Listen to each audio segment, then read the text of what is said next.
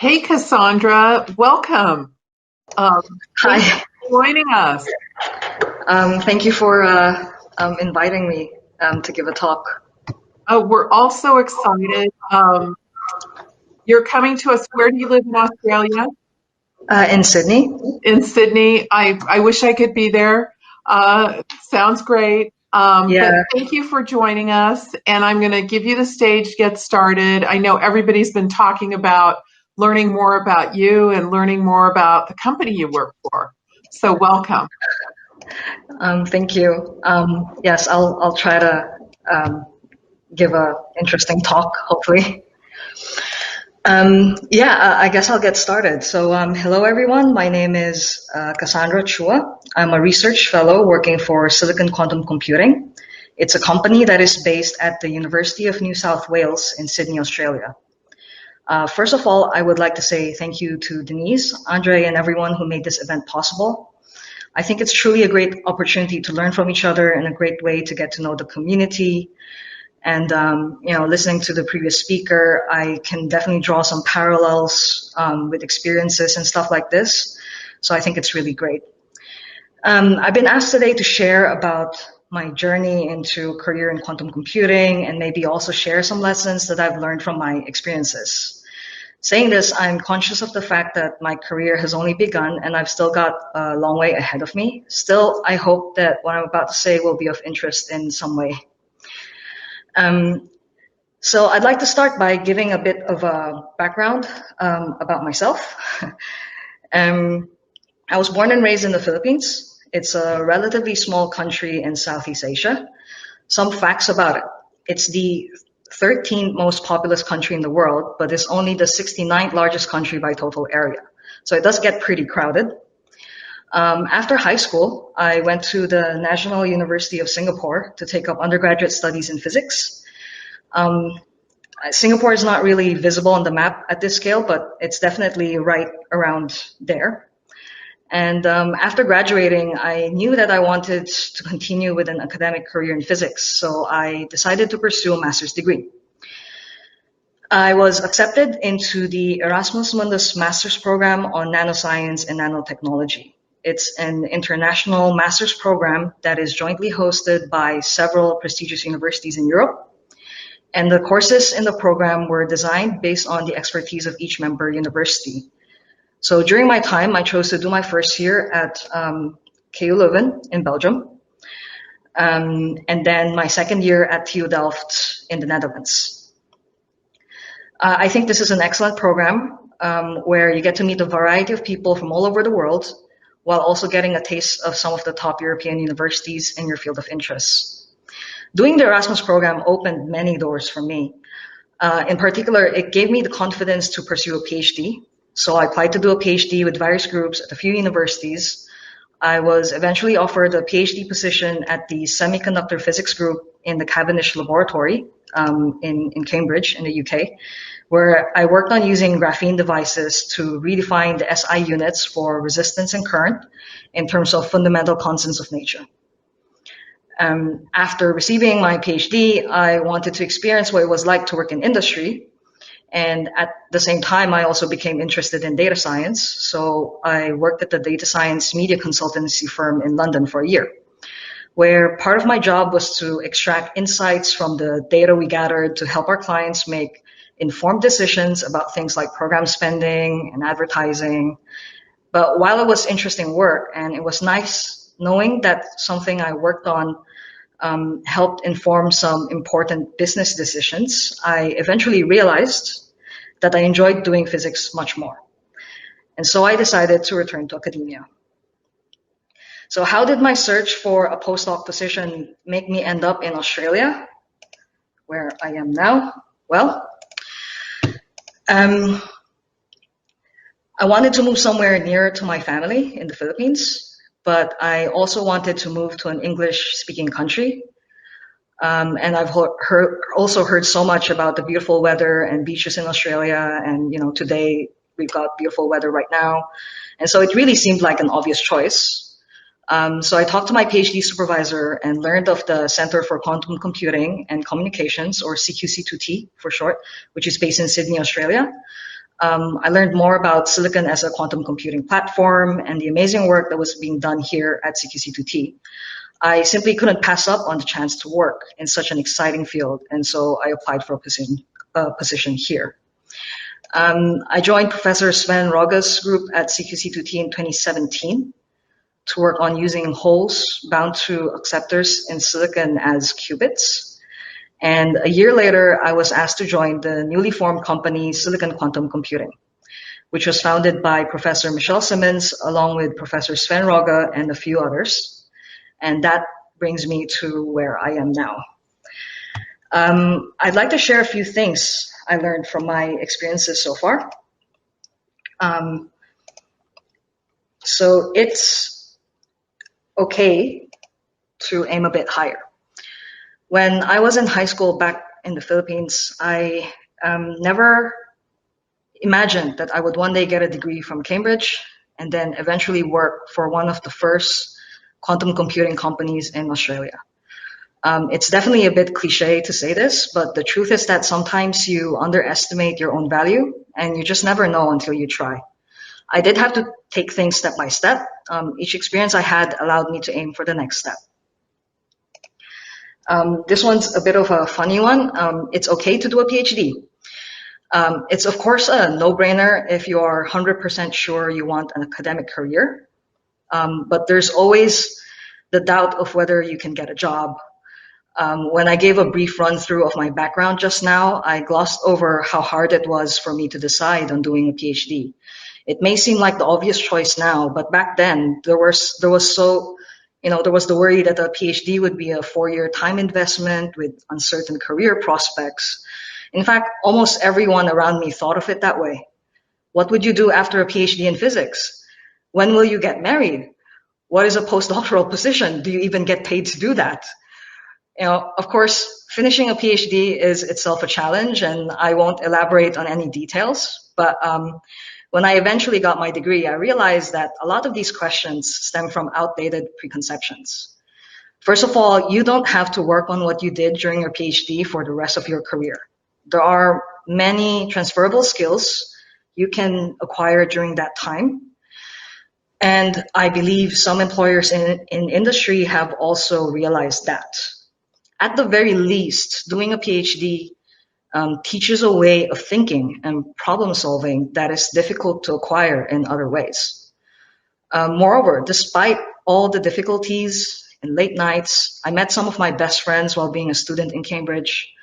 While poor work-life balance and burning out as a PhD student are not uncommon, I also had some of my best experiences during that time.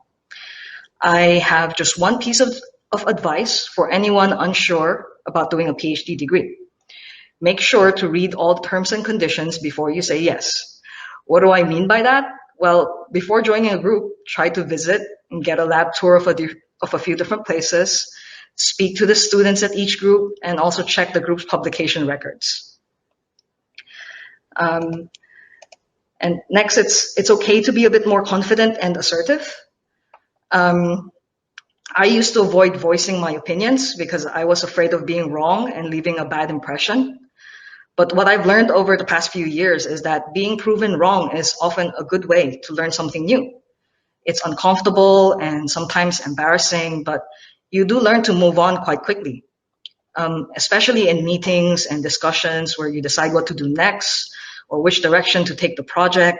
It's much better for the group as a whole to make a decision after debating everyone's ideas, the good and the bad.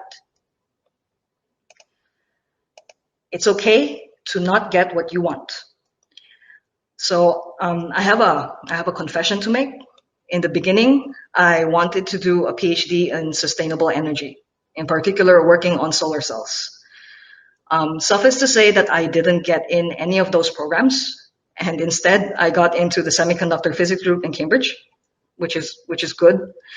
In retrospect, that was probably one of the best things to happen to me that I didn't initially want. And because of this failure, I was able to branch off into quantum computing and am able to do the work that I'm doing now. I don't know that what I have now is definitely better than what could have been, but things do have a way of working out. It's okay to do a few different things. When I decided to take a job in industry to work on data science, I had, of course, fully intended to continue on that career path if it was suitable for me. The fact that I started to miss doing physics a year later and decided to return to academia was not at all part of the plan, but I do think that what I did in that year helps me now in my current work, especially the programming skills that I acquired scraping data for analysis. I also developed more soft skills from interacting and presenting our data analysis to clients. So I think it's okay to try a few different things because oftentimes you can find some overlap. And this goes back to the transferable skills I was talking about previously with doing a PhD. More importantly, I also learned more about myself and what I really want to do. So there's a common message here. Not every move or decision is final. There's always some flexibility or possibility to change direction later, but it is important to fully commit to the present so that you don't regret anything later. And finally, big projects require big teams. This is something that I've come to realize from working for a bit in industry and then coming to Sydney for a postdoc. If you want to achieve something big, for example, like building a quantum computer, you really need as much resources as possible, especially human resources, to become competitive. I think this is evident here in CQC2T and SQC. We are currently developing key technologies to reliably produce quantum integrated processors based in silicon and have already achieved many world firsts, such as the lowest noise silicon devices and the fastest 2-qubit gate. All these achievements are made possible because of the support, infrastructure, and know-how developed by having such a large and diverse group of people working together towards the same goal. And with that, that's all from me today. I hope you found my talk somewhat interesting. And thank you all for listening.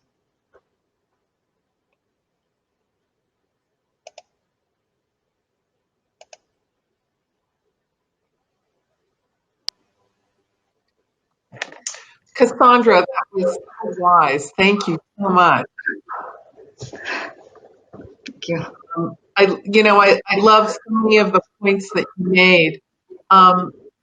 I wanted to ask you, and I mean, this is coming from Danica, who always has the best questions in the world. What kind of questions do you recommend that PhD students ask when they're picking a program? You were saying visit a couple labs, visit a couple professors. And I mean, that could apply to a postdoc, that could apply to even job hunting. What are the questions that are most important to you? So I think some of the questions that you could ask definitely is, I mean, some of them are a bit cliche and maybe a bit obvious, like, what's the day-to-day like? I think it's very important to actually speak to the students who are working there and ask them how they feel about their project and how they're getting along from a day-to-day, and also how do they feel that they're fitting in and working in that lab, and their experiences or feeling about working with other people in the same lab.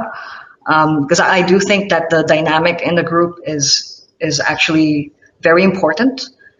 Sometimes as important as the infrastructure that you see, that you will see if you do a lab tour. You'll see the equipment that they have, which is great, but it's really also the people. Yeah. And what's it like working at Silicon Quantum? I think Michelle Simmons is my rock star. It's really amazing.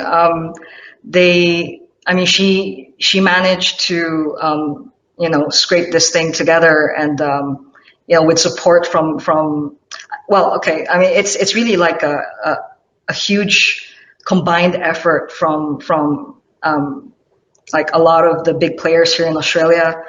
We've got sponsors, the government is sponsoring us, and a lot of the biggest businesses in Australia as well. So it's truly an amazing experience. I really feel like we've got a fast track to getting a quantum computer working. Of course, silicon is a little behind schedule, like a little behind compared to say superconducting qubits and trapped ions and stuff like that. But yeah, I mean, we really made it possible to fast track things and concentrate resources to really get things done in this field. That's great. Can I ask how big the company is? I actually don't know the exact number. Yeah, I think you probably have to get in touch with our That's COO. okay. That's okay. Sorry about that. I do know your COO, but that's okay. Just Okay. trying to create a little bit of a picture. One of the questions is, did your experiences in different industries help you to quickly adapt and pick up new skills? Do you feel that like adaptability is something that it sounds like you excel at a little bit in making changes and trying new things? I definitely think that that's something I've learned to do. I don't know that I started off good at adapting, but it definitely my experiences definitely forced me to learn to adapt quickly, and I would like to think that I am good at it now. Yeah, so I guess yes, I think so, and I hope so. Yeah. So I liked also your comment that sometimes it's okay to be wrong. And I really like that. And can you talk a little bit more about that? Because I think all of us want to be right all the time, and we're not. And so I love that you kind of said, sometimes you're wrong. Can you just talk a little bit about that? Yes, definitely. This is definitely a lesson that I learned a little bit later because it is such a hard lesson. And even if I know this in my mind logically, sometimes you just can't stop yourself as well to not want to be wrong. So it's really an active kind of it's a conscious decision every time for me to try to say things, even if I know it might be wrong, and I'm still working on it. Um, and yeah, I think it's going to always be a work in progress. To not always want to be right. I think that's all I can say about that. Yeah. Well, I love that comment. I love that thought because I think sometimes it's good to try and fail, right? Um, Yes. and so I just loved your acceptance and kind of your verbalization of it. So I wanted to just say thank you from all of us. We've gotten such great comments. The console is lit up. Very much appreciate your time. Very much appreciate the thought that you put into this talk. And we look forward to watching you and seeing your success as you continue. So thank you very much. Thank you. Thank Thank you. you. All right, everyone, to hit the red button in the left-hand corner of your screen for the next talk. Thank you again, Cassandra.